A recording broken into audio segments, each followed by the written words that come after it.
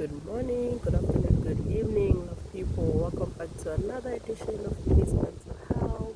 How are you doing today? Where are you watching me from around the globe? I am truly grateful as usual, and I would like to say you're most welcome. Just a quick recap on the aim of my channel, which is to ensure the mental well-being of children, obviously topics that affect children also affect the adults that look after the children. So the topics I talk about are usually apply to both children and adults.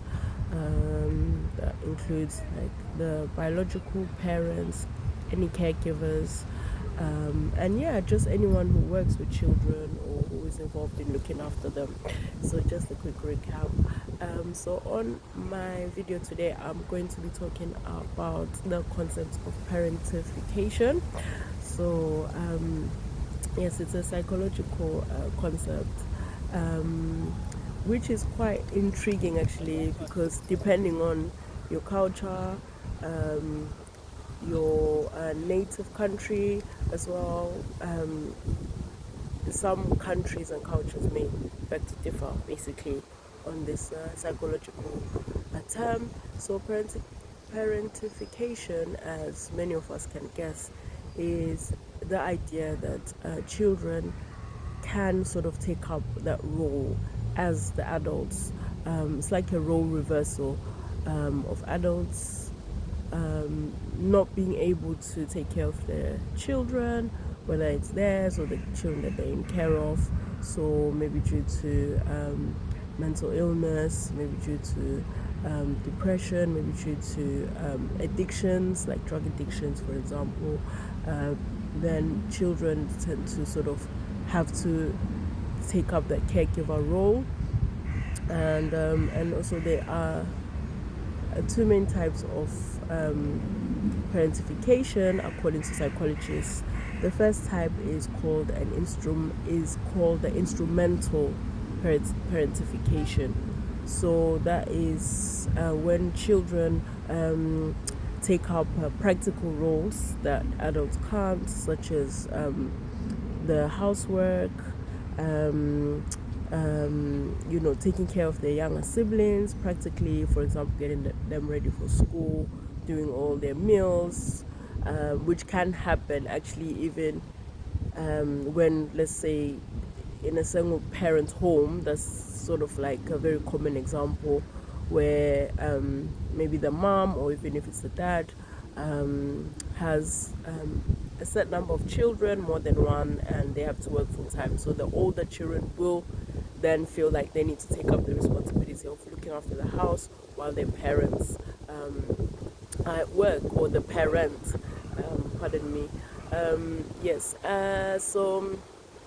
So it's very interesting because, as I have mentioned, that depending on the country you're from and the culture you're from, parentification might for you just be like your due diligence as a child, or as someone who's a member of a family. Because in a lot of African and Middle Eastern cultures, we have that sort of kind of community mindset. So even in the family members understand sort of the idea that I am part of this family community. So doing things like taking care of my siblings, for example, as an example, obviously I'm South African, I'm African, so that's why I can use this example.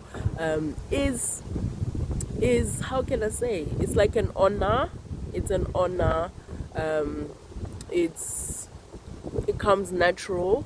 Whereas if, let's say, I was born here in the UK and I had that individualistic mindset, then I would see as maybe even a form of abuse if I had to take care of my younger siblings, or something that my parents would have to do. So it's very, very interesting. I think there sort of like are fine lines, but as I said before, depending on your culture, depending on your childhood experiences, your family culture as well. Just how your mindset is in terms of this concept. So in regards to families where that are plagued by addictions, for example, or where the parents or caregivers are not able to emotionally, that's another concept. Pardon me, I'm getting ahead of myself. So as I said before, there are two types of parentification. The first one is instrumental, the second one is emotional.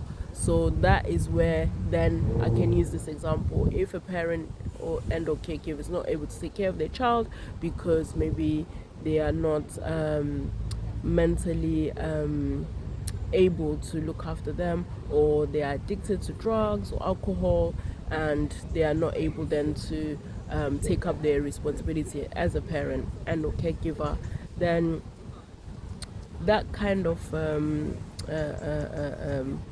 sort of like setting, for me, in my own personal opinion, that is then like where it's not fair, like on the children, of course, because not only do they have to, for example, do the practical things around the house, they need to make big decisions, big family decisions. They need to look after their own parents and or caregivers. They have to make, basically they just have to be the parents in a holistic manner. So with instrumental parentification, according to psychologists, as an African girl, I just think it's subjective. Basically, I think it's subjective. I think that kind of parentification is subjective. I think it depends. In the West, yes, it is a problem, but from where I hail from, South Africa, and then as a whole, obviously African country, I think that it's normal. Like it's not like anything major. Although, as someone obviously who's an advocate for children's mental health, I think an abuse of instrumental parentification can then be a reason why children develop traumas. For example, if a parent is able to take care of all the siblings, but because of laziness, for example, or because of like a wrong attitude, they always get the oldest to take care of all of them, then that is wrong. In my own opinion, it is wrong. That is a form of abuse, because it's not like they are incapable of taking care of those children. So yeah, it's a very, very interesting concept. There's a lot to explore, and I think I may sit on this concept for a few more episodes. Let's see. I love psychology anyway, so I'll see what I can explore off of this concept. But most importantly, I'd like to ask what you think. What do you think of this ideology of parentification, of the role of children? What is the role of children? And just to add to that, actually, the word, pardon me, child or childhood is quite, I wouldn't say new now, but it wasn't prevalent in the 19th century or in the 20th century. No, it wasn't. Children, when an individual became 9, they were given a lot of responsibilities that a child in 2025 now, the same 9-year-old in 2025 now, would call 911, or is it 999, reporting their parents or caregivers if they were given those responsibilities. And that included the West, where it was a farming culture before the Industrial Revolution. So the word childhood is quite it's a Western concept, and it's not been kind of applied from the beginning or should I say centuries past, So, yes, so I guess that's another topic. What is childhood? And obviously, all these topics, as per the aim of my channel, are to see how we can, as parents and caregivers, see how we can ensure the mental well-being of our children. Just my final thoughts on this very broad topic is that at the end of the day, as a parent or caregiver of a child, you know the capacity of your child. You know what they can handle. You study them.